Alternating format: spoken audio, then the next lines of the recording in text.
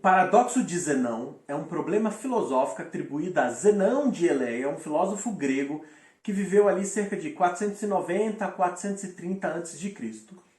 O paradoxo ele é colocado em termos de uma corrida entre Aquiles, que é um herói da mitologia grega, e uma tartaruga. O paradoxo de Zenão é assim. Imagine que Aquiles irá apostar uma corrida com uma tartaruga. A única observação é que Aquiles irá começar atrás da tartaruga. Digamos que a tartaruga está na posição A, e quando é dada a largada, quando Aquiles chega na posição A, a tartaruga já vai ter caminhado um pouquinho, e ela foi então para uma posição à frente, digamos na posição B. Beleza, os dois estão correndo. Quando Aquiles chega na posição B, esse tempo que ele levou para chegar na posição B, a tartaruga então vai ter caminhado, porque ela não ficou parada, ela andou devagar, mas de toda forma ela continuou caminhando e ela está numa posição à frente de Aquiles. E assim sucessivamente. Ou seja, Aquiles nunca ultrapassa a tartaruga. Por quê? Porque a tartaruga está nessa posição à frente e aí, quando ele chega naquela posição, a tartaruga já está numa posição à frente. Então ele nunca alcança a tartaruga. Esse é o paradoxo. Esse é um paradoxo que eu acho maravilhoso. Eu acho ele muito, muito bom.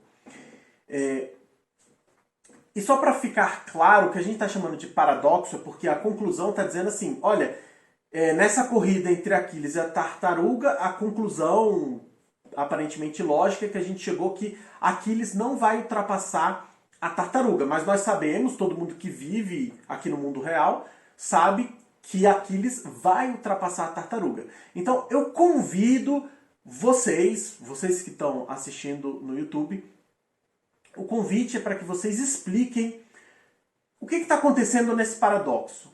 Expliquem genuinamente para vocês. Expliquem também como que vocês comentariam sobre esse paradoxo para estudantes do ensino básico, por exemplo. E o que eu quero dizer com explique o paradoxo? Em outras palavras, eu quero saber como que você explicaria o que há de estranho no argumento de Zenão. Tenta destrinchar, tenta se convencer, tenta dar uma boa argumentação do que está estranho ali. Ou, de repente, não tem nada estranho, você pode concordar. Inclusive, é legítimo. Enfim, vai ficar mais claro quando a gente discutir brevemente sobre a filosofia do Parmênides, que tem a ver com a criação desse paradoxo. Duas boas referências online para saber mais sobre o paradoxo de Zenão são a Wikipédia em inglês. Eu vou deixar os links aqui embaixo na descrição do vídeo.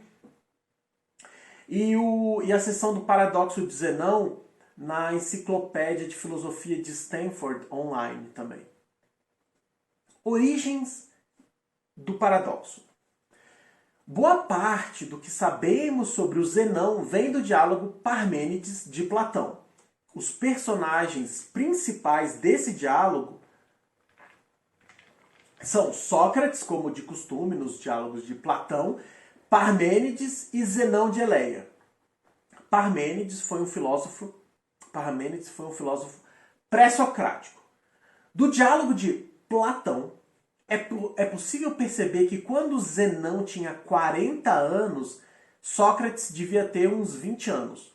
Parmênides era muito próximo de Zenão. E aí o fofoqueiro do Platão relata que ambos eram amantes.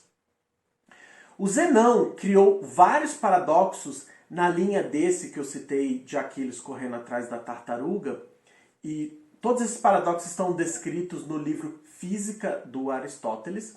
O contexto da criação desses paradoxos por Zenão era, na verdade, para defender a filosofia de Parmênides, que estava sofrendo ataques.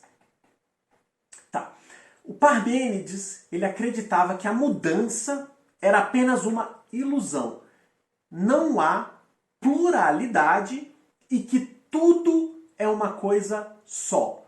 Uma realidade imutável. sua doutrina pode ser conhecida pelo seu último trabalho que chegou até nós, e mesmo assim em fragmentos, que a tradução é da natureza ou sobre a natureza. Para Parmênides, os sentidos eram enganadores e a única verdade era o único, ou uno, que é infinito e indivisível. Uma outra forma de tentar perceber um pouco qual o sentido desse único que Parmênides se refere, olha só, se você pensar em algo, então deve ser algo que, de certa forma, já existe. Não é possível pensar em algo que não existe. Aqui é existir em um sentido mais amplo, tá? Então, se tudo que pode ser pensado já existe, então não há mudança, concluiria Parmênides.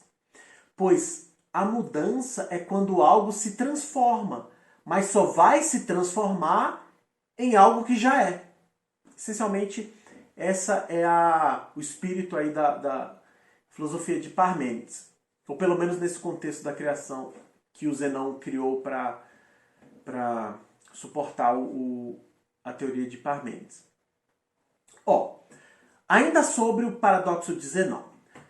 Quando eu converso com os alunos sobre o paradoxo de Zenão, todos sempre querem responder que não há paradoxo falando sobre convergência de séries e sequências.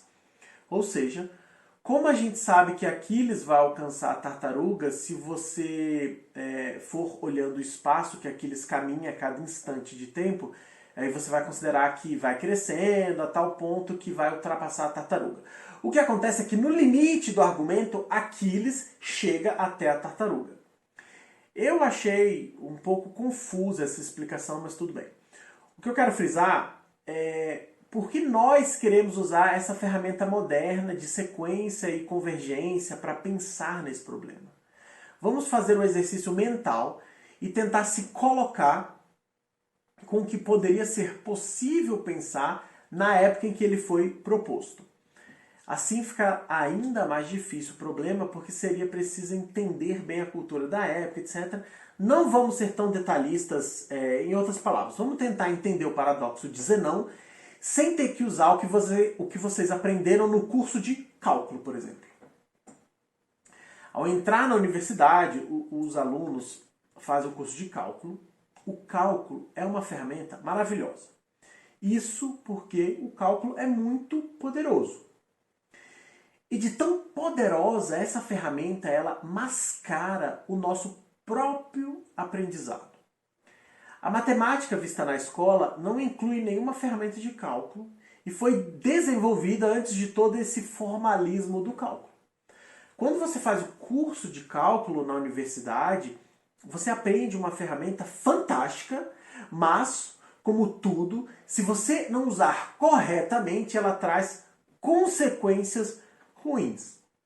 Você pode desenvolver o que eu vou chamar de calculite, a doença do cálculo.